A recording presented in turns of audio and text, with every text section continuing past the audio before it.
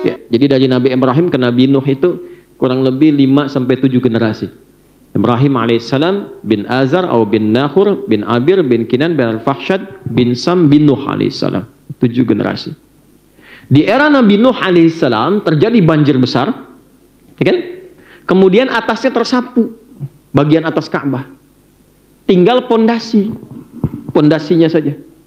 Nah, dalam bahasa Arab itu, pondasi kalau satu nih, ada pilar ke bawah satu, itu disebut qaidah namanya.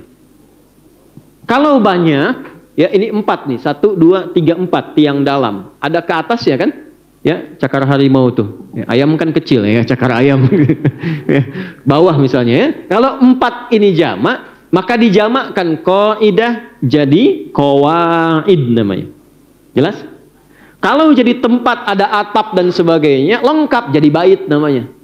Batunya hajar, ruangannya hujrah, sekatnya hijar, kalau lengkap semua jadi bait namanya. Karena itu ini disebut Baitullah lengkap. Ka'bah itu lengkap asalnya. Ya, jadi Adam turun, Ka'bah sudah ada. Ali Imran ya, di ayat ke 96 sampai 97, inna awwala baitin wudi'a lin-nasi alladzi bi Bakkah mubarakah. Rumah pertama yang Allah bangunkan, Allah perintahkan malaikat bangunkan satu tempat untuk pusat ibadah kiblatnya, yaitu Ka'bah. Jadi bukan manusia yang bangun, dibangunkan untuk jadi sentral ibadah. Adam turun, Ka'bah sudah ada. Ya. Jadi Ka'bah sudah ada, antum belum ada tuh. Sentralnya sudah ada. Nah, di era Nabi Nuh yang lengkap itu atasnya ya dengan izin Allah nanti hikmahnya besar sekali, kena banjir atasnya tersapu. Sehingga tersisa pondasinya saja. Nggak kelihatan. Maka di era Nabi Ibrahim alaihissalam diperintahkan kembali meninggikan pondasi itu sehingga utuh kembali ke atas. Maka Nabi Ibrahim kemudian datang. Ketika hendak meletakkan batu pertama, dipijakkan kakinya, pijakan kaki pertama untuk membangun sesuatu yang besar disebut makom namanya. Jadi kalau ibu umrah atau haji, kemudian mau tawaf, itu kan dekat Hajar Aswad ya, sebelah kanan dikit itu ada makom Ibrahim ya Bu, ya kan? Nah itu makom itu persis posisi awal kaki beliau memijakkan kaki pertama untuk meninggikan bangunan Ka'bah. Dan itu ada rahasia di situ. Nanti lain waktu kalau ngaji lagi baru saya buka. Ya. Tapi di antara kita saja tuh. Nah, saat mulai memijakkan kaki, anaknya yang belum balik, namanya Ismail alaihissalam, di sisi yang lain, sebelah kanannya itu saking merasakan cinta dan sayang pada ayahnya, pengen bantu bapaknya. Karena ayahnya itu walaupun sibuk, itu selalu menyempatkan waktu nengok, Bu, Pak.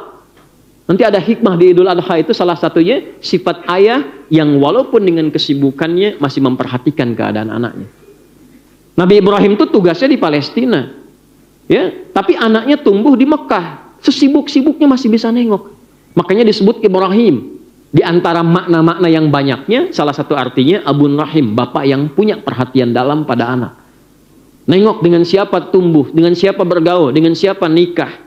Karena ada rasa dari ayah ke anak, maka tumbuh cinta kasih dari anak ke ayah. Lihat bapak kerja pengen bantu. Jadi begitu Nabi Ibrahim mulai ingin meninggikan, anaknya bawa batu di sisi yang lain.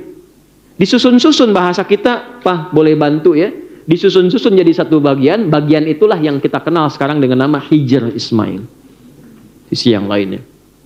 Nah singkatnya ketika keduanya sudah selesai meninggikan itu, maka berdoalah keduanya di samping Ka'bah.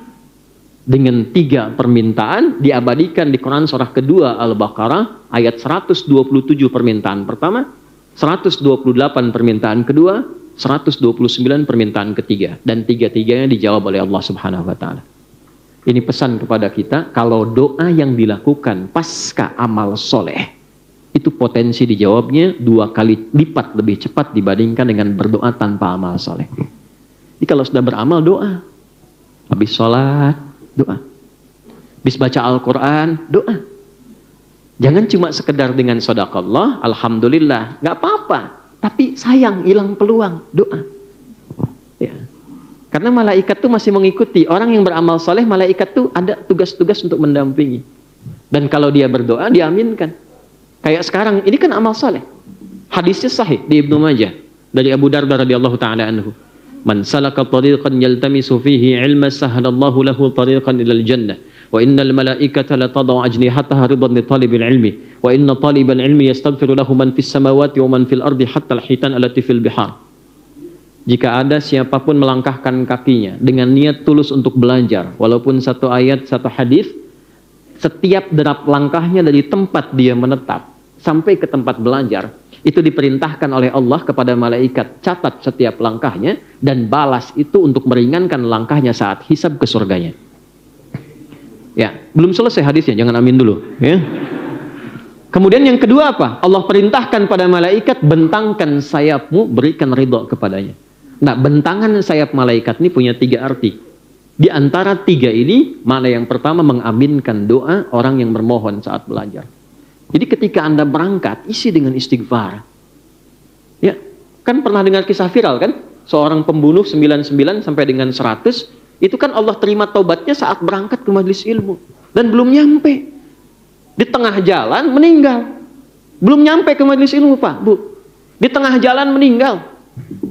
Itu nanti yang menginspirasi ke depannya, ya, kisah ini yang diteruskan nanti ke era Nabi dengan turunnya Quran surah keempat An-Nisa di ayat yang ke-100 itu.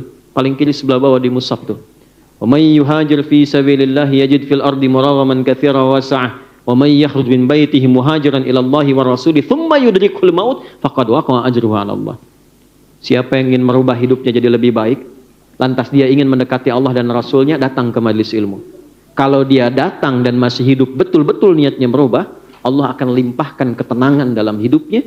Jadi ibu kalau mau ngaji ke sini, yang Allah berikan bukan kupon dulu, Bu.